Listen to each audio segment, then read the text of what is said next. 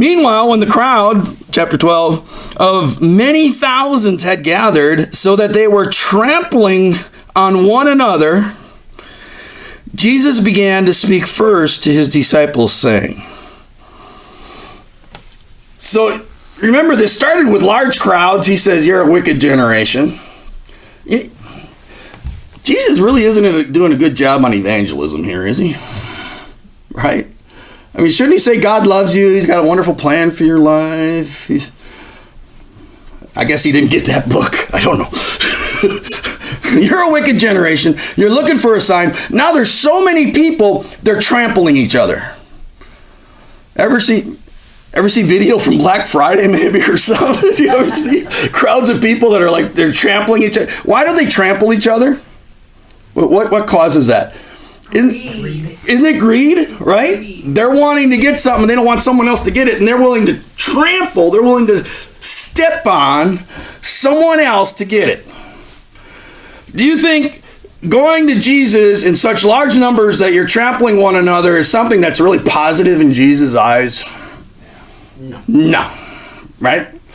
And he's already telling them you're a wicked generation. He's always told the Pharisees, their situation, the teachers of the law, their situation. Now they're trying to oppose him. They're asking him questions. All these thousands are coming. They're trampling, trying to get a little something from Jesus. And so what does he do? He goes to his disciples. Little group. 12, 50, whatever, however many there were, 72, I don't know. He's got a small group. He goes to his disciples. He goes, I teach you guys. He's ignoring the crowd.